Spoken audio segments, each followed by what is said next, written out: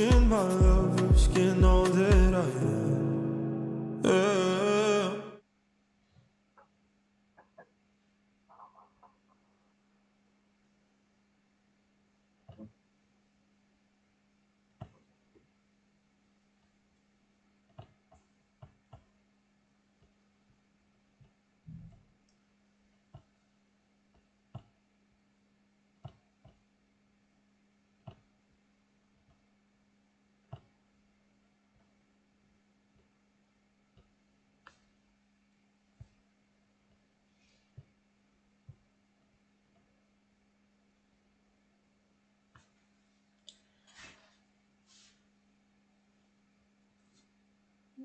Cześć, z tej strony Nikola, witam Was bardzo serdecznie podczas naszego streama, w którym sobie porozmawiamy z uczestnikami tegorocznej Eurowizji. Jest to pierwszy odcinek z tej serii i jest ze mną dzisiaj Sebastian, reprezentant Belgii. Hello! Hello, hi everyone. So, how are you doing like less than 2 months before Eurovision? Well, I'm very excited. I'm like, I think my excitement is winning from my nerves. At this point, I've been waiting to perform on that stage for all of my life, so I'm really looking forward to it and can't wait to hit that stage. Yes, and I think the first semi-final is on your birthday, right? Yes, the 13th of May is my 26th birthday, so it makes it extra special to, to be performing on that stage, to do the semifinal on my actual birthday. It's gonna be a big party.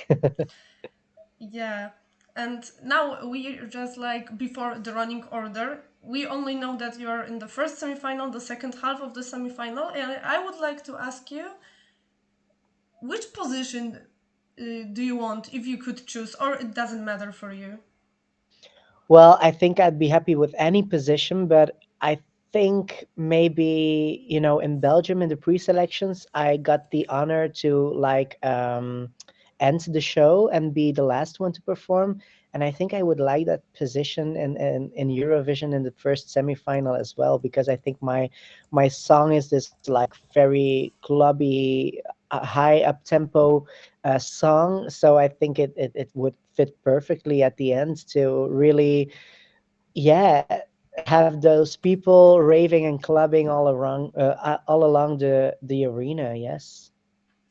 Yeah, so the song Strobe Lights, tell me please, what is it about and what do you want to show the Well, European audience? the song is a really like an me paying an homage to life, and the message behind it is really to enjoy life and to just like give it your all and do anything you want and make it the best life you have. You only have one life, so why wouldn't you make it the best one? Writing this song, I wanted to capture the moment of going out with your friends, and you know where the evening starts but you don't know where it ends. And I think those are the most memorable nights, when you don't know what's going to happen, or where the night will take you, which club you're going to end up in, what's going to happen. And I think those are the fun moments to be, having with your friends and your loved ones, or even people you met at the bar. So I wanted to like have those two elements join each other. But for me, like partying and being free and just enjoying the night is also like parallel to like enjoying life and giving it your all. So I really wanted to combine those two in my song. Yeah. And I would like to come back for a moment for the national final when you won with the huge amount of points. I think that your national Belgian final was one of the best this year, and you won with the huge amount of points. How did you feel Yeah. in that moment? Well, it felt crazy. I mean, I didn't even look at my points that I got, or like the amount of votes I got. I just heard people screaming my name all of a sudden, and I was like, "Oh my God, I won! I won!" So I was really emotional because my family was there, the people I've worked on this journey with, and towards the finals of the pre-selections in Belgium were there. Like everyone I wanted to be there was there, and that made it extra special. Or they were watching at home, but I was like, oh my god, I won! This is the moment I dreamed of, and now it's becoming reality. It's coming through, and I just went to the stage, and there's this one moment that I just, I jumped at Peter, who is like the guy who was hosting the show, and he's also coming along to Basel, and I jumped in his arms. And there's this one funny pic of it that's on my Instagram as well. But it was so nice, and to be hearing afterwards, this after I did the press, that I got 50% of like the votes from the public at home. That just made me even more speechless, because that's a huge amount, and I'm so grateful. I'm so very grateful. Yes, and I would like to ask you now for the staging, because this one from the national final was really impressive. Will it be similar in Basel? Well, I can't tell you too much about the act and the staging yet, but I can tell you, if you have watched my music video, perhaps, that there are some hints in it to the act in Basel. And I can tell you there's going to be a lot of red and a lot of strobe lights, but that's not really a surprise, I think. But I am going to bring those underground rave club elements to the arena in Basel, and I really want to turn the arena into one huge club with a lot of people raving along to strobe lights. Mm, and now I have to ask you. I read your Wikipedia, and I read here that your stage name, Red Sebastian, is because of the crab from the Little Mermaid. Is it true? Yes, yes, yes. I wanted my stage name to be something that was easy pronounceable for everyone around the world. And, my real name, Seppe Herman, is not very easy pronounceable for a lot of people outside Belgium or the Netherlands. So that's why I wanted a different artist name, a stage name, but something that still felt like me. And as a child, I loved The Little Mermaid, and I related a lot to Sebastian, the red crab in the movie. So yeah, I took my inspiration there, and also the color red has been my favorite color since like the very beginning. It stands for love, for passion, and I thought those two combined, like the inspiration from The Little Mermaid, Sebastian the crab, and the color, made it perfectly, fitting for me, and it feels like me. And I think if it feels right, then it is right. So I wouldn't be wanting to perform under a different name. And I also read that you studied singing at the Royal Academy of Fine Arts, and one of the people who taught you was Gustav, who represented Belgium 2 years ago. Tell us something about your meeting in that Yes. university. Well, I graduated high school, and I always knew I wanted to be a singer. So the logical step for me was to audition to be, a student at the Royal Academy of Arts in Ghent. And yeah, one of my singing teachers, my vocal coaches, was Gustav. And it was so lovely to have him as my singing teacher, because he has an amazing voice, he has an amazing presence, he performs very naturally. So I learned a lot from him. He was also one of my, he was my first male teacher. And as you know, female voices and male voices work very differently. So it was very nice for me to have someone in like a similar kind of vocal range, similar kind of tone, to be teaching me, and teaching me all about my voice, and exploring every kind of region of my voice.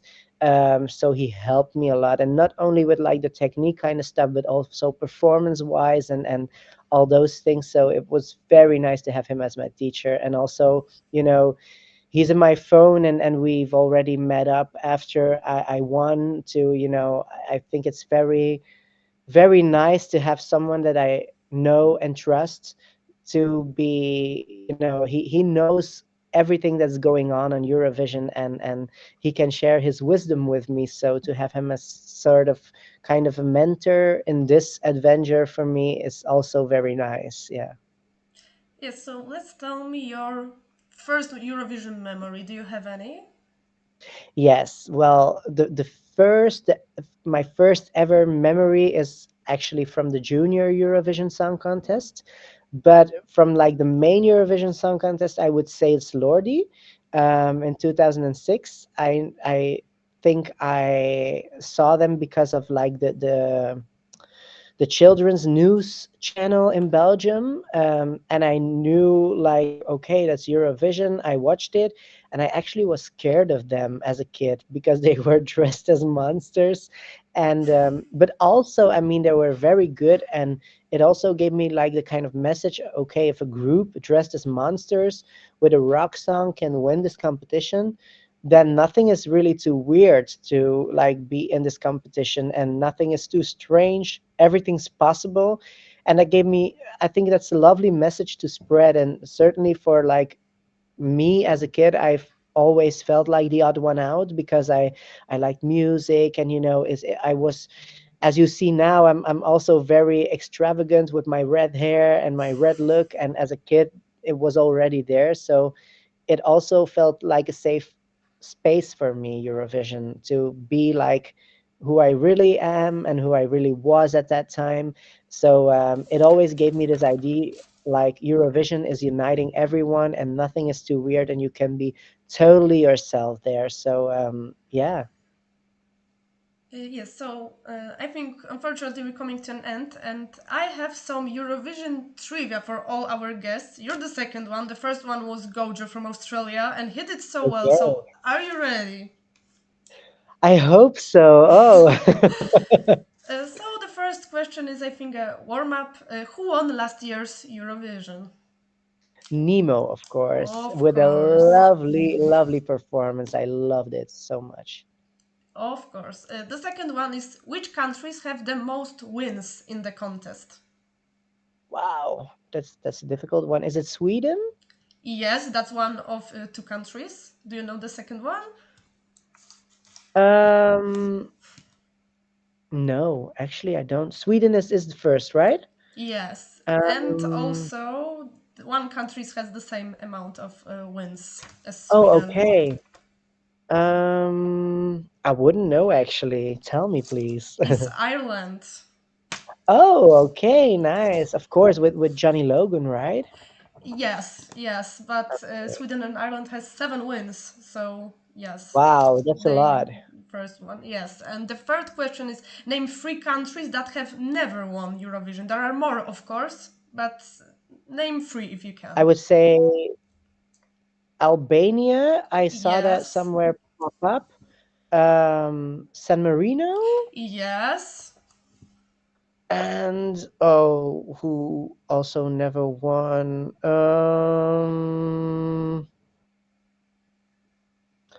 I'm thinking it's hard. Well, let's say Azerbaijan. I don't know. They. They won in 2011. Okay. Oh, okay. Yeah. I'm sorry, Azerbaijan. Yes, my country is the third example. Poland has Oh, never won. okay. Yes, for Oh, example. you guys always send nice things. You should win. Oh, Yeah. thank you so much. Okay, so let's go to the fourth questions. 4 countries won the Eurovision Song Contest in 1969. Is true or false? Like 4 countries It's has a true. draw on the first place. Yes, it's true. Yeah. Yes, that is true. Fifth question is, what is your country's best result ever? Yeah, we won with Sandra Kim with J'aime la vie. Of It's our course. first and only one. So yeah. Yeah. I think you deserve more too. Yeah, I have to say I that hope. Belgium is third in a row in my top 3 in Eurovision. You're Oh, thank also, you. yeah. So But I mean, it would be so nice to actually bring the competition back home, because next year it's 40 years after Sandra Kim won with J'aime Yeah, la vie. right. So that would be very symbolical and very cute to like bring the Eurovision to Belgium 40 years after J'aime la vie. Yeah. Yes, that would be great. Okay, so the second one, the second last is who has the points record? You can say artist, country, like the biggest amount Wow. of points ever. The most amount of points ever in Eurovision history. Mm, is it Sweden? And unfortunately not. It's Portugal 2017, Salvador Sobral. Oh, that was Yeah. beautiful. That was very beautiful. Yeah. Yeah, so he has a record. And the I, last I question. immediately thought of like Loreen because she's my Uh, personal favorite. Yeah, so the last question is which country has never been eliminated in the semi-final? Wow. Can I name one of the big five? Because they are always. Apart from Big Five, okay? um, hmm. It's also like a pretty good, a hard question, but Italy maybe? It's Ukraine. Ukraine, okay. Yes, it's Ukraine. I love like their entry from a few years ago, the Goa Shum. Yeah, Yeah, that's 2021, yeah. also one of my favorite entries. Yeah, really good. Yeah. Okay, so thank you so much for this short talk and good luck with your preparations for Eurovision and in Basel. Thank you so much for the lovely interview. Had a great time. Thank you. A Wam Good luck dziękujemy to wszystkim za Poland. oglądanie oczywiście i Belgia występuje razem z Polską w pierwszym półfinale, więc możecie głosować. You can vote for the Red Sebastian from Poland, so thank you Thank once you. And again. so much luck to your country as well. I love Thank your you. entry this year. It's very nice. Thank you.